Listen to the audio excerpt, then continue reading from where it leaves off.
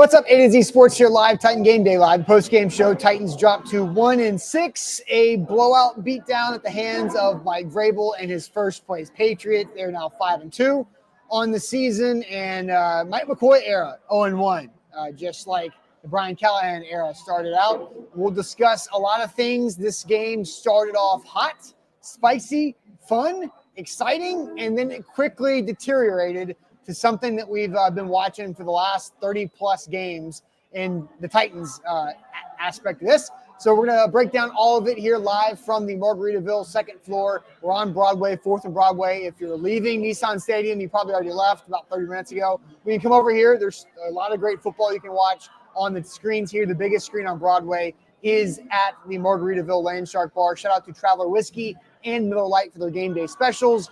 So we're going to have a fun post-game conversation because there is stuff to talk about, JT. Okay, there is, right? But JT, tell the people what they have to do first before we officially dive into all of this. Yeah, welcome into some Titans therapy talk. It should be a good one. Let's try to have a good conversation and try to dissect what exactly happened today. But before we do that, we need a couple things from you guys. Need you to lock in and like that show. It goes a long way for us, and it shows that you guys are enjoying the content here at A to Z Sports YouTube. Make sure you like that show. Make sure you subscribe to the A to Z Sports YouTube channel as well so you don't miss out on any of the content we bring to you guys every single day. If you're on Facebook, like that show on Facebook, like the page, share it with a friend, a Titans fan who desperately needs to vent after whatever we just watched, especially in that second half. And with that, Austin, I think we are ready to go. Yep, let's get it going officially. Welcome to the A to Z Sports Titan Game Day show, the post-game show. I'm Austin Stanley alongside JT Runke live from Margaritaville on Broadway. Got to thank our sponsors before we dive in here to our content because they made everything happen for our post-game shows, our pregame, and our halftime show all season long.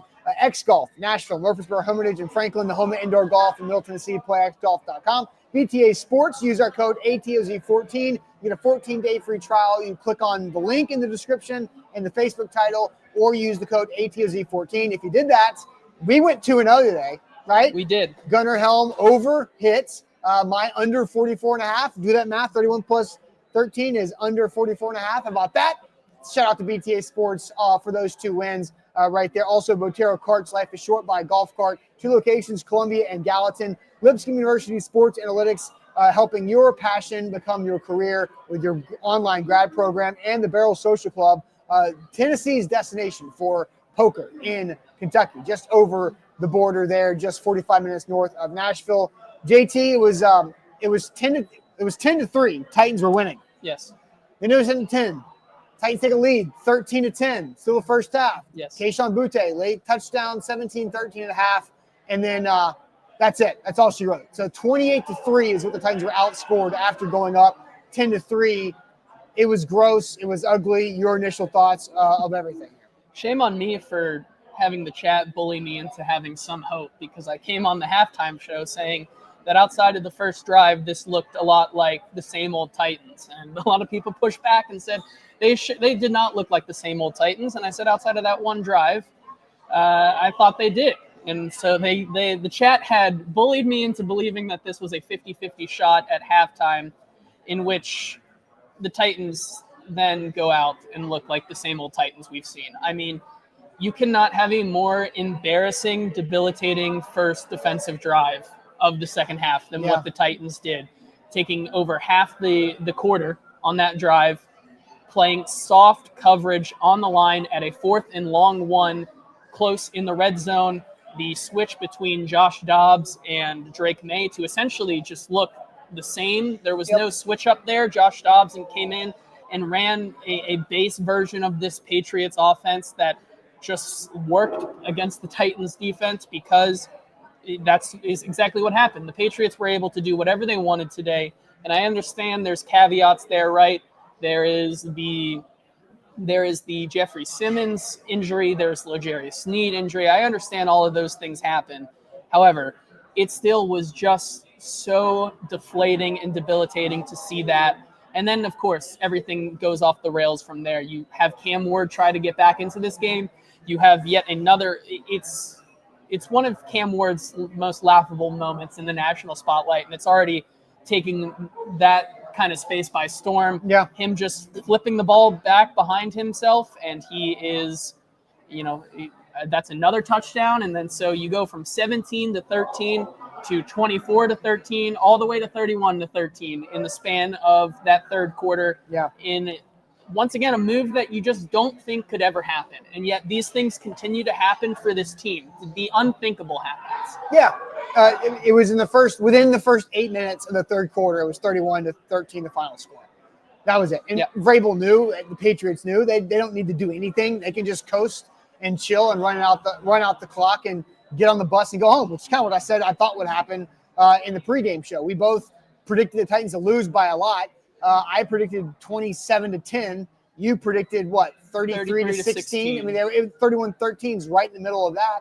And Mike Vrabel took his foot off the gas and respectfully is heading back to New England, remaining in first place. And the Titans defense had opportunities. That opening drive of the third quarter, when Drake May goes down, Roger McCreary's a really strong tackle, hits Drake May's head.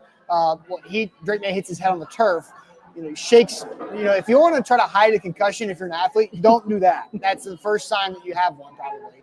He comes back in, though, but they had a sack of Josh Dobbs right there. Cedric Gray can't finish it. That would have ended that drive to a field goal attempt. Now you get the football after getting that stop. You're just down 7. There's still energy and hope, but it was all over. And Cam Ward, is the chat saying it? I've been saying it for a few weeks. He's doing a lot of Will Levis stuff. He's doing a lot of Will Levis stuff without the memes. But guess what? There's a new meme in town. That thing. This is the new meme. That's what NFL players and opponents are mocking Cam Ward every chance they get. And Cam's having a rough go at it. He was really good when he was good, and he was really bad when he was bad.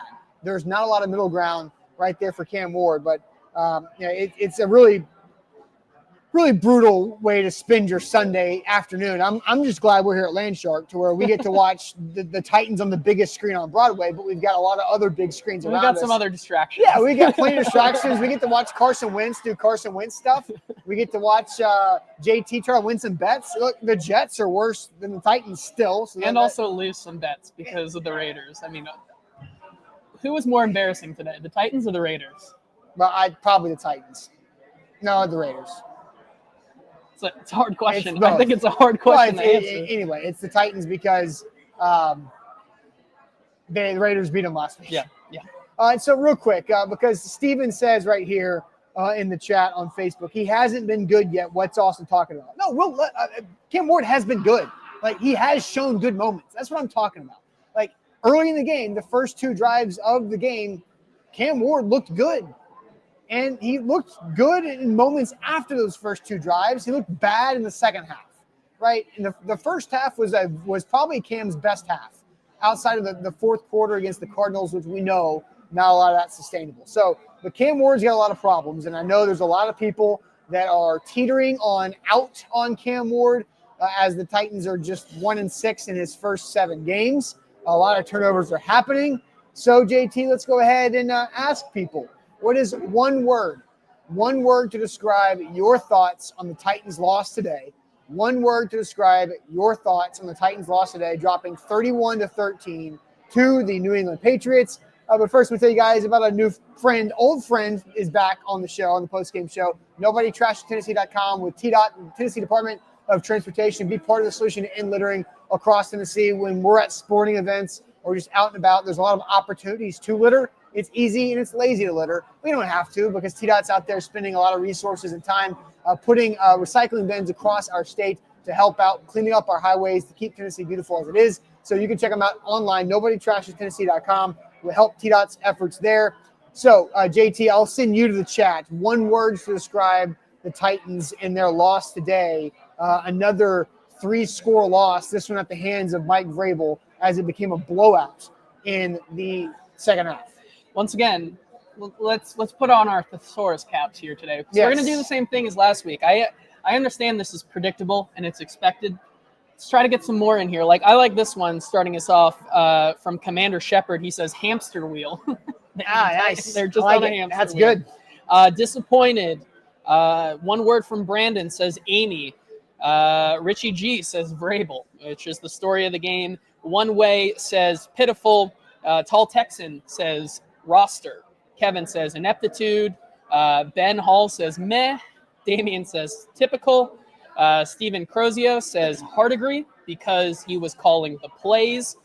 Let's see what else we have. Lifeless from Patrick.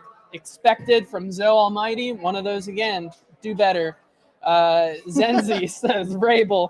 AJ says rookie. Marvin says similarity. James says inept.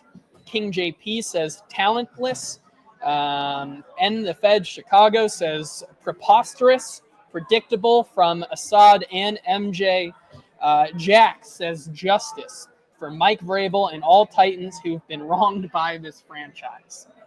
What are your thoughts on that part of it, though? Before we get our one word, what are your thoughts on the Mike Vrabel justice idea that was just thrown out there?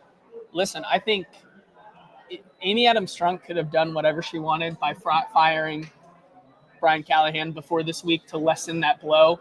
I think this may hurt even more, that when you're in situations like this where you fire your head coach and you're expected nationally to get that head coaching bump and come out and play and compete, and you still did not compete today against Mike Vrabel and a team that looked so sound. And once again, this is a team that, yes, Drake May is playing at, like I said, a dark horse MVP candidate level.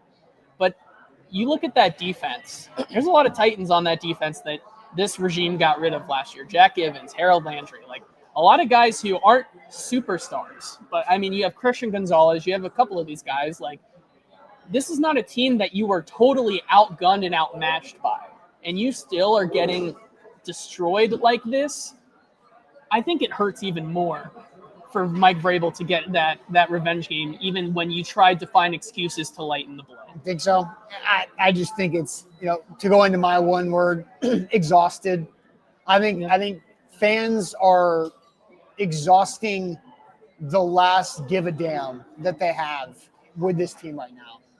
And I really feel like they're about to turn off of Cam Ward. Whenever you're in a situation with a rookie quarterback, as we all expected going into the Cam Ward experience, it was going to be an ugly rookie year.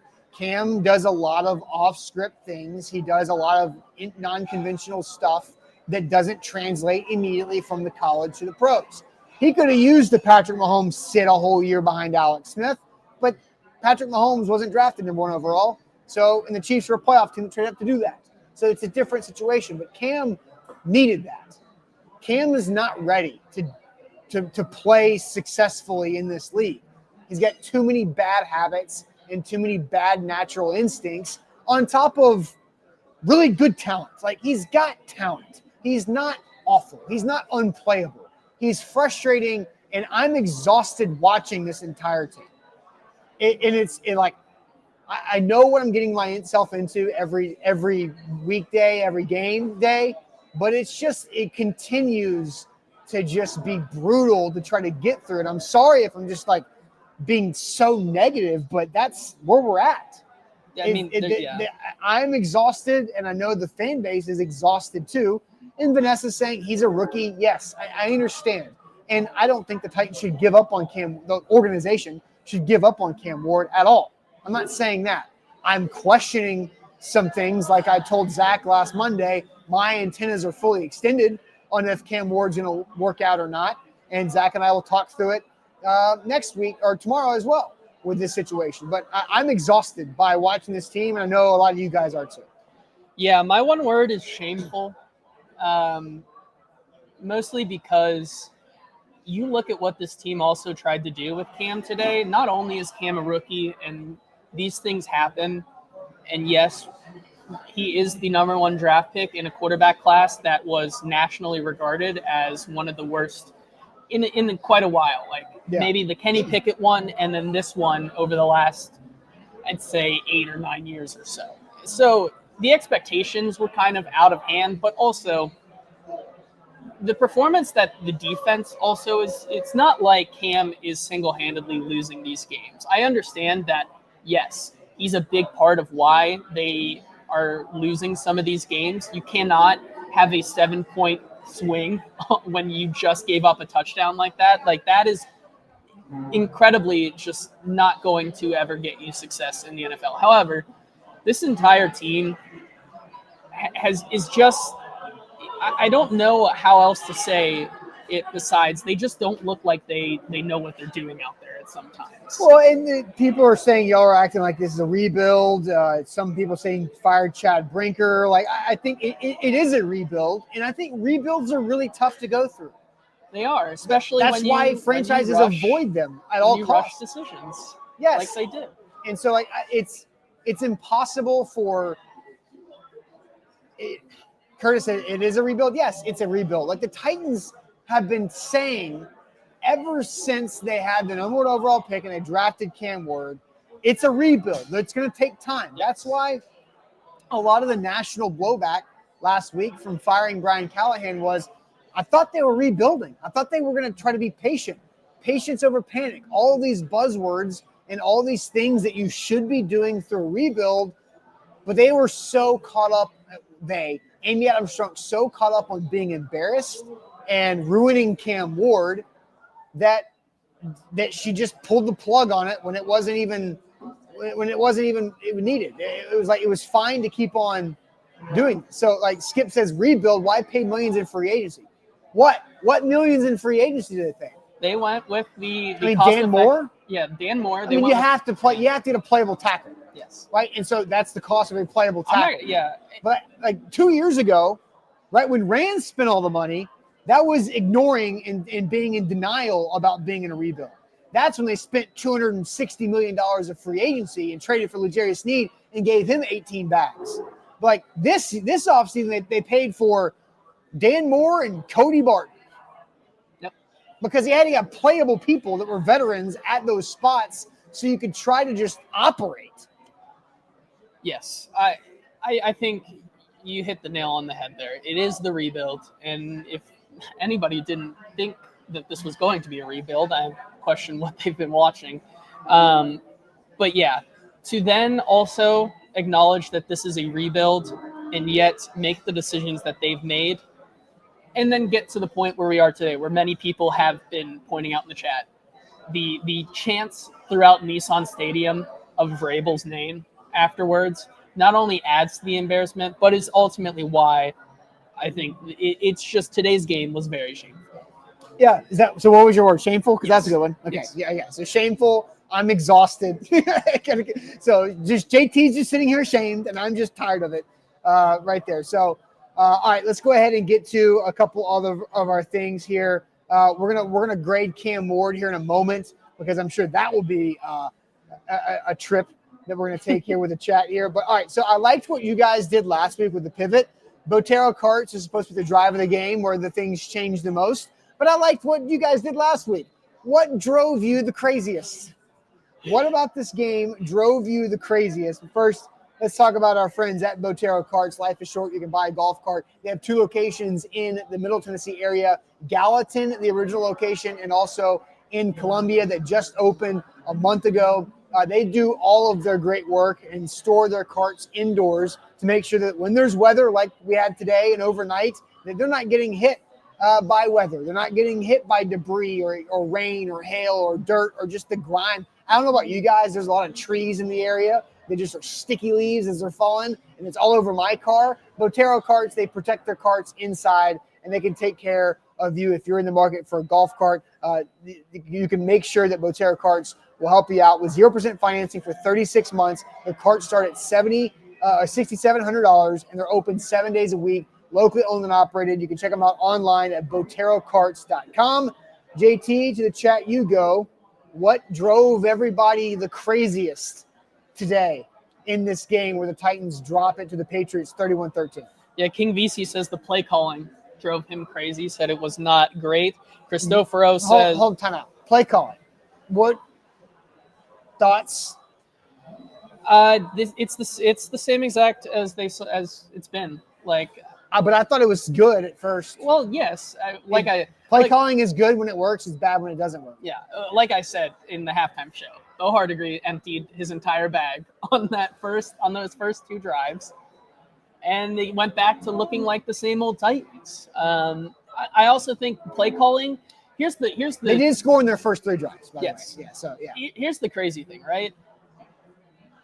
Mike McCoy told us this week that he wasn't going to tell us what they were going to be changing with Cam to make him better, but certainly to me, did not feel like outside of those first 3 drives, things looked entirely different. You had a lot. Obviously, the pocket collapsed a lot. They may have tried to use play action a little bit more. But however, it's hard for me to believe that play action right now is a viable way for this team to get things going, because you look at how long it's taking Cam Ward to even get out of the play action. He turns around and immediately has pressure in his face, which led to not only that fumble, but a bunch of sacks on third down. It just felt like today there wasn't a lot of fundamentally different things, which I think it's hard to do in a 1 week with the new head coach, but it still just felt like this team cannot execute for more than a couple drives at a time. I think that drives me crazy. And then they're bad players, right? Like the offensive line is not cohesive. Cam is not there yet. I thought we can talk more later on about the other aspects of the offense. I'll let you keep going. What are some other things that drove people crazy? Yeah, Christophero's injuries and no pressure on May. I think that can drive someone crazy, especially if what drives me crazy about that is that I understand that Jeffrey Simmons is playing at a defensive player of the year level, but the fact that it requires him to be on the field for your defense to be successful at all is an indictment on how they've built this team, and also a little bit of an indictment on Denard Wilson. I mean, this team was predicated on, we are going to find so many different ways and scheme up so many different ways for us to get pressure on the quarterback that we can kind of take the hit on the outside, and yet they continue to try to do that and mix and match different types of coverages and can't even get that without Jeffrey Simmons on the field. I think that's what drives me the most crazy with that one. Okay. Let's see. Brian says clock management before halftime. Once again, another thing that Mike McCoy says, we're going to try to do our best to meld analytics with the feel of the game. I think the feel of the game there with the Patriots getting the ball back in the second half, do something than a surrender run on first down and not take a timeout after that to burn the clock down to 30 seconds. Not sure exactly what the management was there. I'm okay with the run on first down to kind of feel it out a little bit, right? Because you have 3 timeouts, right? So see if you can pop something that they weren't expecting to get the drive going, but then call a timeout. And then even, it was 3rd and 3. It could have been, JT, 3rd and 3 with over 35 seconds left. Yes. And, you don't want disaster to happen and lose more on the scoreboard, but do something, at least try. Yeah. So it was just miserable. Let's see what else we have. Ben in Nashville says Cam's turnovers, and it's not close. Erase those, and I feel very differently. You saw the status quo of what a Cam Ward turnover game looks like, right? The ball slipping out of his hand, which has seemingly come out of nowhere. I don't know about you, last Austin, 2 weeks, yeah. But in our evaluation of him coming out, this was never an issue, it seemed like. This is the first time we've ever talked about his hand size or anything like that, because that was never an issue coming out. And now it's happened not once, not twice, but 3 times at least in the past 2.5, 3 weeks. And then you look at the interceptions as well, just poorly placed balls in terms of accuracy that end up, once again, a receiver having to do the most athletic thing possible to attempt to get their hand on the ball. And when they do, they can't bring it in because it's off target, which leads to the tip and then the interception. They're the same things that have happened week in and week out in terms of a Cam Ward game. How you fix those, I'm not quite sure. And I think that's a fair thing to say. That drives people crazy. My answer is going to be outside of Cam Ward, because we'll grade Cam Ward a little bit. But somebody asked, does Cam Ward have small hands? Because that popped up. I off the cuff, just tongue in cheek, tweeted did we overlook Cam Ward's hand size at the combine? It was a joke. A lot of people took that very aggressively, because that's where Titans Twitter is right now. It's very toxic. But he's got 9-inch hands. That's not. It's around the same as Burrow. It's same as Burrow, same as Jared Goff. Kenny Pickett's hands are 8.5 inches, which are super small. But they're not huge paws by any means, but they're big enough to be passable. And it's not about that. It's about Cam's nature of being loose with the football. He fumbled a lot in college. He had a lot of those plays where you're being very loose and reckless. And we saw, and Charles Davis brought it up on the broadcast, that on the first time the Titans did not score, they punted on their third drive. They scored 3 of their first 4 drives. Now, their third drive they punted because Cam took a sack instead of flipping it out there. And Charles Davis said, that's growth. And that is. But yes. I don't know what he's doing with the Raiders end of game, and then today the game sealer of that fumble there for Chason's touchdown. What drove me the most, JT, today from Botero Carts? L'Jarius Sneed giving up those touchdowns. I don't know what he's doing. L'Jarius Sneed drives me insane and then he ends with a quad injury, and injuries are not in his control. I don't know how severe the injury is. I hope it's fine. I don't want anybody to be hurt or injured. But L'Jarius Sneed's driving me crazy. I can't take him anymore. He's not any good. He has mental lapses of just not doing what he's supposed to do, letting Austin Hooper moss him and not shoving him out of bounds, letting Kayshon Boutte run by him. I understand that Diggs probably played a role as a safety over the top there. But L'Jarius Sneed, I've seen enough on him. He's just not good. He's either getting penalties or getting beat. And so that's what drives me crazy is the entire L'Jarius Sneed experience. Yeah, and I think once again, a lot of things can be right.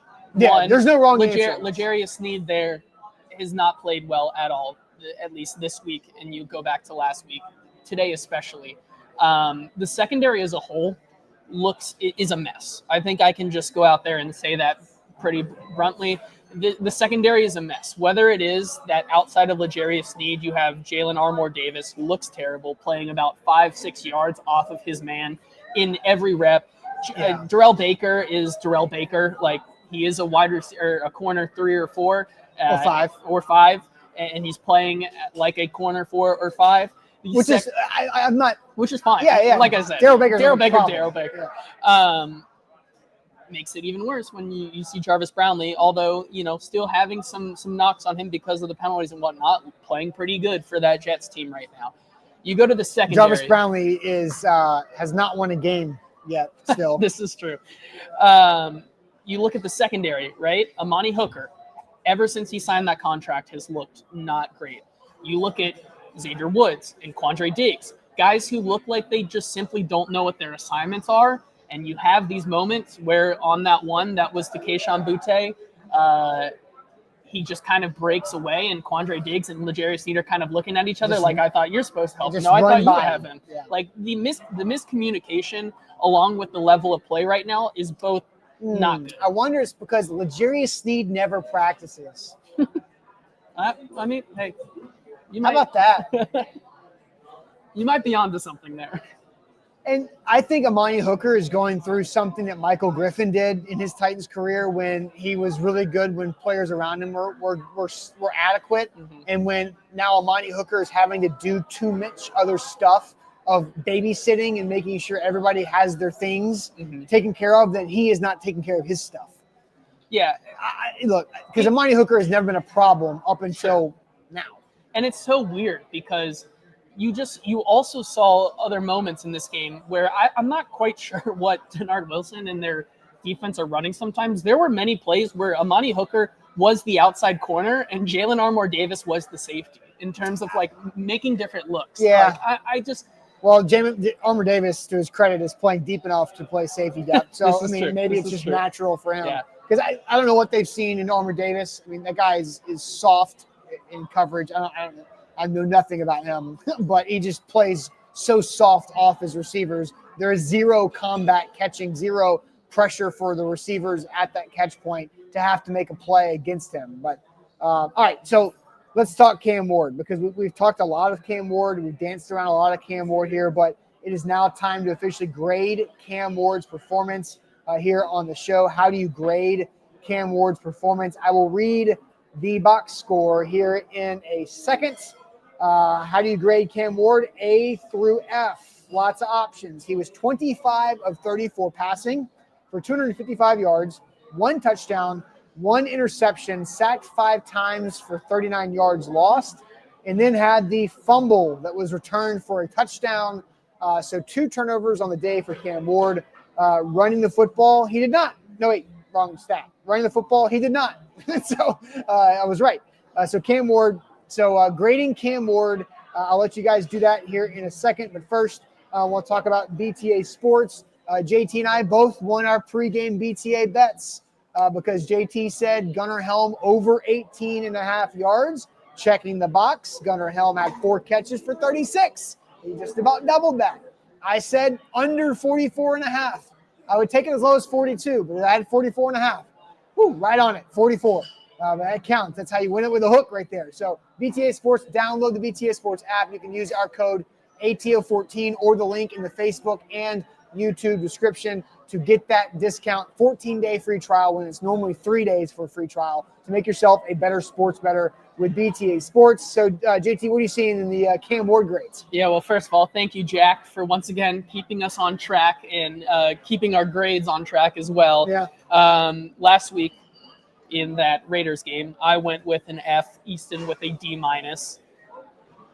Let's check the chat first before I go into my answer, and then we can go from there. Cody starts us off with a D, Zenzi F+, Brian Callahan F, Chicago F+, D-, D, D-, King JP with our highest score so far, which is a C-, Walter with a D-, F, D+, F, C- from Cam the Laser there, C- also from Anthony Cook, Shane C-. Lowell says D+. He did throw a touchdown. C from Ronald Perry, our new highest there. Ronald Perry with the C. Curtis with the C. Ryan doesn't really count, I should say, but says B for bust. Sean Esco's got a C+. I see a C+ up there. Sean Gill says A- first quarter, F the rest, so he'll go D-. Andre Bunting says C-. Titan 23 says C- or C, and then One Way says F. You want to start or you want me to start? You can start. I'm still trying to rack my brain. You're still around. calculating? I am. Because it's hard. It really is, because for me, the one hang-up is he did cost his team on his own. Yeah, I think, all right, here it is. 7 points. Here it is. I think you have to weigh the second half heavier than the first half when the game was lost by him in the third quarter. Yes. Right? Does D have, can you do a D+? I think so. Do they give out D+, or is it just a flat D? I think I've gotten a D+ in my time. Okay, all right. that's like a 7. I don't know which rating scale out of 100. What is it? I think that's like I knew like anything below 70 was a failing in my grading throughout my career. So like a D+ would be like a 77, 78. 77. Yeah. D+ for 77. Yeah. And then like a mid D is like a 73 to 75. And 77 is a straight up C, guys. Come on, what are you talking about? For me, a C was like 7. A C for me was like a 78 to an 82. Try hard school, Yeah. man. I mean, all right. So D+ I was thinking D+ would be like a 70, 71. Right before you get to maybe I went to a school that graded us too hard. Maybe. So yeah, it shows how you turned out. But all right, so D+ because Cam, the first half was solid. He started 10 of 11. He played well early. That he had some excitement. He got out of the pocket, made some throws down the field, made some throws on time. He was accurate down the field. He didn't turn the football over some when he had an opportunity to maybe flip it out there to a receiver. But then it just sucked in the second half. And so I think all the good things that he did in the first half became irrelevant because he lost them the game with his inability to hold on to the football. And then even the game's so far out of hand, and you're going down there to just try to save some type of face and pride to carry something into the week of practice, to put some second half points on the board, and you throw it so far and low behind Chig that he just tries to make a play on the football and just tips it right up to the DB for the pick. And so it's got to be a D+ for me. Like it's so frustrating because you see it there. There was a couple plays that they noted on the broadcast where he overthrew Gunnar Helm on a fade route down the sideline, and his footwork, his feet were like all over the place. I mean, like, God, it's just can't. It's just so frustrating. So I'm at a D plus. Yeah. So book that, Jack. There you go, Jack. He's at a D plus. I do think, all things considered, today was a better day than last week.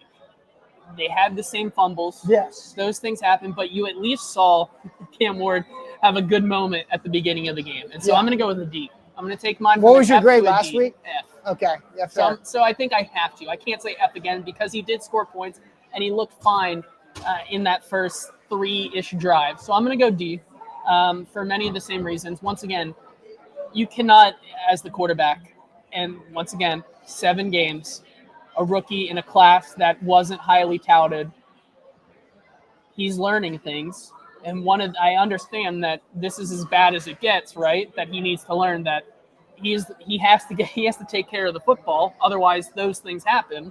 But he's learning that, I guess. And that's, once again, I get that that's really hard to say and almost like kind of head scratching. Like, what do you mean? But like, that's the reality that we live in right now, that he needs to learn these things. And that his play style that worked in college for him at the ACC level is not going to work. It's not going to fly in the NFL. And that is still ongoing. And I understand it's 7 games, but right now it's still a D for me. Yeah, fair enough. I would have given an F last week just because it was by far his worst game. And his 3 turnovers cost the Titans the game. This one was brutal. It was miserable. But I think the Titans were going to lose the game because they could not stop the Patriots without Jeffrey Simmons. The first 3 drives the Patriots had, and when Jeff was out with his hamstring injury, were all 3 touchdowns. And that was all she wrote. That's all they needed. And so, and then Cam put the icing on the cake with the fumble. And so D plus is where I'm at with that. Not good grades for Cam. Maybe a C is the highest I think he's gotten in one of our shows. I didn't do the Cardinals game, so I don't know what you guys. It's my first post game day show in a while. Yeah. Well, hold on. Let me see if I can find it. Let's see if I can find Jack's in here. Maybe not, but God's Child says, Austin, you and JT are delusional. Cam is trash, period. I mean, we just gave him D's. I said he was an F last week, and he scored a touchdown this week. Like in the beginning of the game instead of the last garbage time. The transcript's not passing right now. Like, he's not getting into college.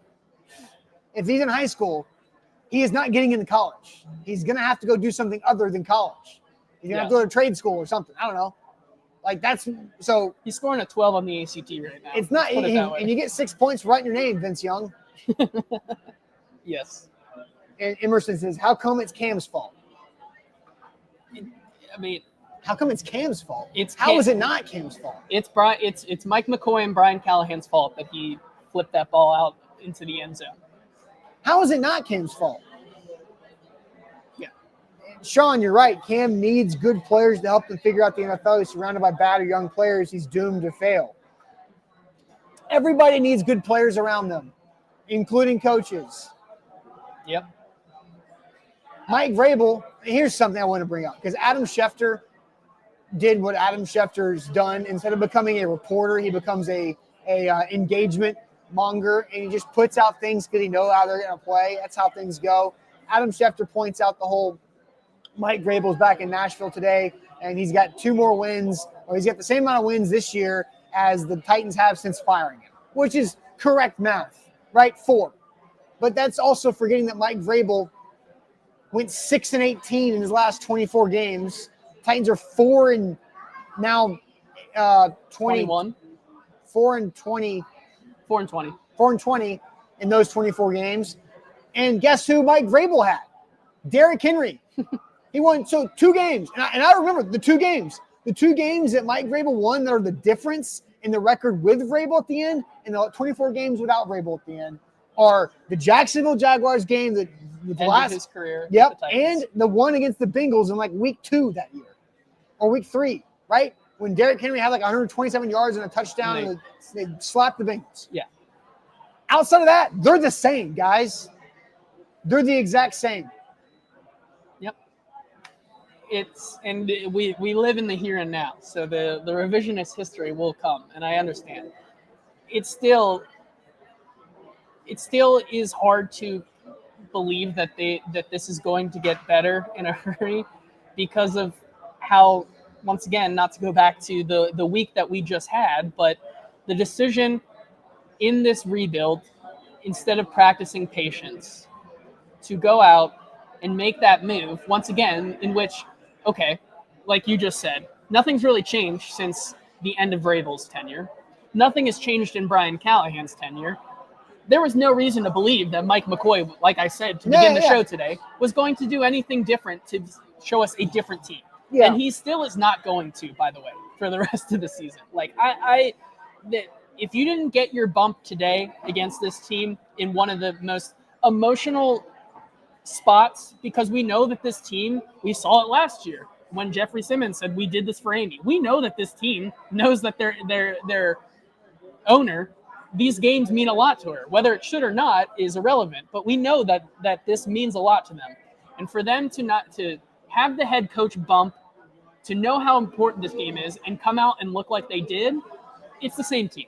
Yeah, so MB says, Austin, can you hang the 6-18 on Vrabel when the Titans have continued to spiral after he left? It's obviously much more than Vrabel. Sure. Yes, and it's obviously much more than Brian Callahan. That's the whole narrative that we've been talking about last week. Like, it's Amy, it's the impatience at the top, and it's John Robinson's draft picks from 2020 to 2022. All of those things are still failing this organization. It's not that difficult. If you like, there's a lot of mess ups during that time, but to blame, like, Mike Vrabel was not good. Mike Vrabel overplayed his hand. In a vacuum, all 4 people that Amy has fired in the last 35 months deserved it in a vacuum. But they're all collectively together, which is all making them look bad. Yeah. That was grading Cam Ward. Yeah, that was grading Cam Ward. that took a turn. Yeah. All right. We're gonna do this. We're gonna do something for the first time I've done it this year, which is the actual segment that it was supposed to be. Okay. Because I think there is one player that deserves some shout out. One player deserves some shout out for the hot hand segment that is brought to you by the destination for poker for Tennesseans. That is the Barrel Social Club, just over the line there in Kentucky. After the Kentucky Poker has just wrapped up there in October, you can check out the Barrel Social Club, just 45 minutes of downtown Nashville, 15 minutes south of Bowling Green, 12 poker tables that run tournaments and cash games 7 days a week, no limit Texas Hold'em and pot limit Omaha, 16 TVs, including the biggest screen to watch the games in Franklin, Kentucky. So if you're going up there for a weekend, I think we're in the middle of like the 49 days of football streak. Yeah. So look, 7 days a week, just go watch football and play poker at the Barrel Social Club. You can do that. Sounds like a good time. They're open daily until 4 a.m. Whether you're a seasoned pro or just learning the game, there's a seat for you at the Barrel Social Club, thebarrelsocial.com for our hot hand segment. Do you want to guess who my hot hand segment is, who I think deserves some? I think Chimray DK. It is Chimray DK. I think we are seeing something. Chim DK had 4 catches on 4 targets for 70 yards and a touchdown. They were usually all early. And I don't know what happened. I hope he's not hurt because he continued to field punts and kick returns. But I like what they're doing with Chim DK. That's something I kind of expected them to try to do in the pregame show with the new coach, is giving him more run on offense because he is explosive. He can run. So they also started to put Tyler Lockett in there a little bit towards the end of the game because he had 2 catches for 18 yards on back-to-back plays. So I want to see more of Chim DK. I think he's got ability. His routes are either super quick or longer developing. Yep. Right? So you've got to be able to develop him to have a full route tree. So you're just find the middle ground there. Yeah, I agree with that one. And I think, once again, it's hard because, as people say, well, Chim DK's on the rise, but Alec's hitting a wall. I think that's very unfair to both of those guys because, once again, they're 4th-round rookies. But to see those flashes, like we've seen from Alec before, but now to see those flashes from Chim DK was a good thing because, like you said, super fast. If they can utilize him on those quick routes, I think it works better, but they don't have the team right now to realize those other routes, which are the longer developing type ones. For me, my hot hand, it's hard to find anybody else really on this team for the Titans specifically that had the hot hand, but I'm going to go with Cedric Gray just because I think you're seeing, even if it is baby steps, obviously we've talked all about growth and how this is a process, but Cedric Gray, for my money's worth, was one of the best defenders out there, and I understand that he's still learning, and there are things that he needs to do better, right? You saw that one where he got his arms around what either it was Jacoby Brissett or Drake May. You got to bring him down there. Josh Dobbs. Sorry. That was the Josh Dobbs yes. third down where Dobbs made a good play after, but Cedric's got to get the backup quarterback. Brings it, but follows it up with a good run thump that is a tackle for loss. He has been all over the place. I understand that a lot of those tackles that he's been making over the past couple weeks are because the coverage isn't exactly there. But I think he's developing really, really well. Yeah, it's promising. He is doing some good things overall. As JT is going to give us a little extra juice, I think we should be fine. Just in case. Just in case something zaps your computer done. But yeah, no, I think Cedric Gray is developing a lot more than we expected. If you go back to training camp, he was a non-factor, and so now he is making good plays. Got TFL today, but yeah, not perfect, but progress. So that's fair. Do we want to go back to our X Factor and touch on how our X Factors did? Because I think my X Factor turned out pretty good. Shout out to X Golf in Nashville, the home of indoor golf in Middle Tennessee. Nashville, Murfreesboro, Hermitage, and Franklin. If you want to go play golf inside, now that golf season outside is starting to kind of wind down, you might have some good days here and there, but it's always a good day at X Golf Nashville. 4 locations around Middle Tennessee. Once again, Murfreesboro, Nashville, Hermitage, and Franklin. PlayXGolf.com is where to go. I think I nailed the X Factor. Remind the people who it was. If the Titans were going to win today, that's the idea that we were discussing the X Factor was. It was going to have to be behind 4 rookies: Cam, DK, Gunnar Helm, and Alec Iolander. I think I nailed it because that's the 4 that got them the 10-3 lead. Sure, yeah. Because let's add it up. Gunnar Helm at 36, so 106 plus 29. You want to do that math? 106 plus 29. 135? 135. So 135 yards of the 255, right? Yes. That's pretty good. Yeah, absolutely. And obviously, the X Factor. And the touchdown. Yeah, and the touchdown. The X Factor, Cam kind of takes that away, mitigates that touchdown. But still, yeah, I think those were the guys that you were going to need to rely on because we know that this running game was not able to do anything today. You look at what they were doing on the ground, we're not able to get anything going whatsoever. And you had to rely on those guys. And obviously, with Cam's touchdown and other things like that, you can kind of mitigate some of that good grace you got with them today. But those guys started to show up, and I think that's promising. Yep. Your X Factor was limiting Drake May? Yeah. It was what Drake May were we going to see today? The good one. Were we going to see the good one that is playing at a, like I say, dark horse MVP caliber, or are you going to see the Drake May of last year who, kind of fumbles into some mistakes? And boy, did we see the Drake May that we've seen all season to get this team to close to the top of the AFC right now. I still am questioning if Jannard Wilson and this defensive staff just bought into what they saw last year and said, oh, well, they're not running the ball anymore at Drake May, so we don't have to worry about that yet again. It's crazy to me that they continue to not put urgency into that. But either way, he looked very, very good today. Even on some of those where the defense was playing soft, the ability to throw the ball into that type of coverage was very impressive. He just kind of I think Drake May had a super easy assignment today. That's fair. Have you looked at his box score? I've not seen the full box score. How many incompletions do you think Drake May had today? I'm going to go 4. What's that? It's too many. 2? He only had 2 incompletions? Wow. That's crazy. 21 of 23 for 222 yards, average of 9.7 per attempt, 2 touchdowns. He was sacked 4 times. Titans did get some pressure on him, but he also ran the ball 8 times for 62 yards. He had an easy assignment because guys were open. Now, he did drop it in a bucket a couple times that were nice on the sideline. The throw to Austin Hooper for the touchdown was good. The Butte touchdown throw was brilliant.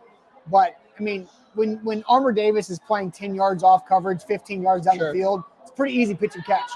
There was the so many times the Titans had them in a 3rd or 4th and short situation, and it was just like me to you, boom, boom. It was like there was nothing, no defense, no conflict of a pass. It was just throw, catch, pitch and catch, like you're just tossing it across the stage here at Margaritaville. Miserable. Yeah. Yeah, I mean, even so, like, there were opportunities to also early in that game start to affect him, maybe make him not think that it was as easy as it was. Sure. And they just weren't able to do it today. Yep.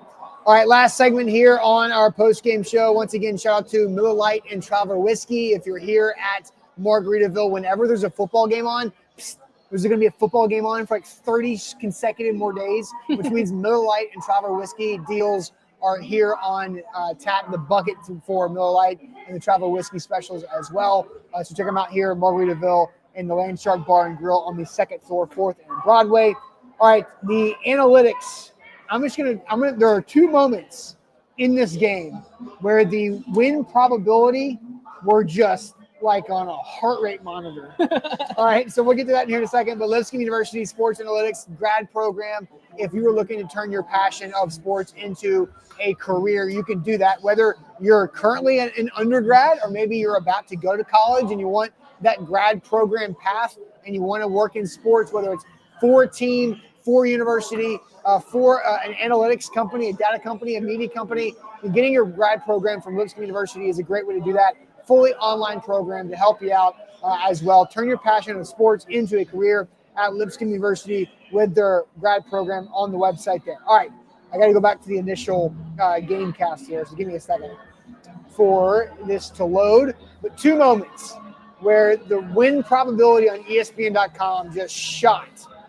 So the game, when it was 10-10, actually 13-10 Titans, it was 50-50.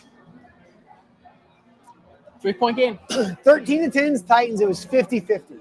Then the play to Butte, which made it at halftime, it was 68-32. So that was a 50-50, 68-32 jump to the Patriots direction. And then again, when it was already 78-22 right before the Patriots scored to go up 24-13. But then it's 78-32, and just like a minute and a half later, it went to 96% Patriots. So 5 minutes left in the 3rd quarter, it went to 96% or so. 7 minutes. 7 minutes. It went to 9. 7 minutes and 20 seconds to be exact. It went from, not a toss-up, but not over to over. Yeah. Over Wild. 22 minutes of game time were played today when the game was over. Yep. It's tough. And it's going to be interesting to see what this team can find.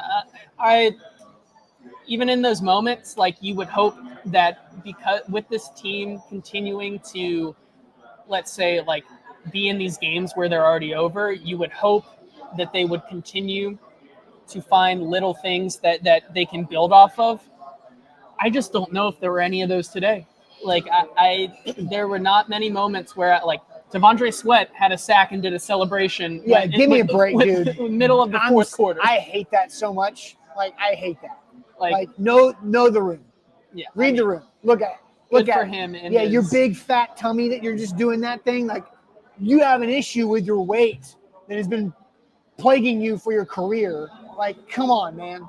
Like, read the room, and understand the situation. Yeah. The only hope for me personally is that they, in these games where it's already out of hand and things like that, they can find ways to find that little progress. And I think if you wanted to look at one, Chimere Dike, like you said, X factor, Cedric Gray getting better and better, X factor. Outside of that, you're not finding a lot on offense, especially in that 2nd quarter or 2nd half. Yep. All right, that'll do it for us here at Margaritaville. Again, Land Shark Bar and Grill. Games still going on. It is popping in here.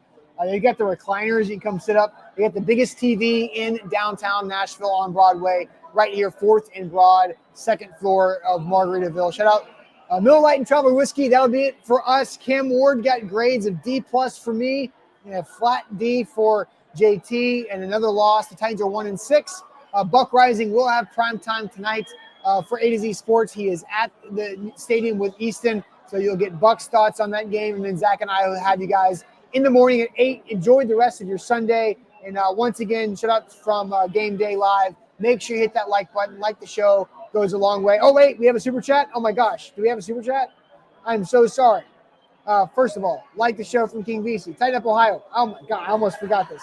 I called it. I knew it. This fan base would turn on Cam around week 7. This fan base has no patience when it comes to rookies. Let Cam play and learn. Before we get off, Easton had a tweet last night that said we were going to have a conversation potentially about Mendoza as the number 1 pick and taking him and replacing Cam. And everybody went crazy for that yesterday. And now look where we are. Now, the Jets might not make that a reality. True. But, very true. But yeah, so Tighten Up Ohio, I'm so sorry. I honestly just did not see that. That's my bad. I got no. It's a different setup that we have here than normal, so sometimes things get missed. But yeah, all right. Well, we'll see how it goes. All right, guys, that is it for us. Maybe we'll talk more about that super chat in the future, because we will. We'll have conversation. We'll probably have a full show about Cam Ward, and we will talk about that throughout the week. Enjoy the rest of your Sunday. Once again, hit that like button. We'll catch you guys later on. Appreciate it as always.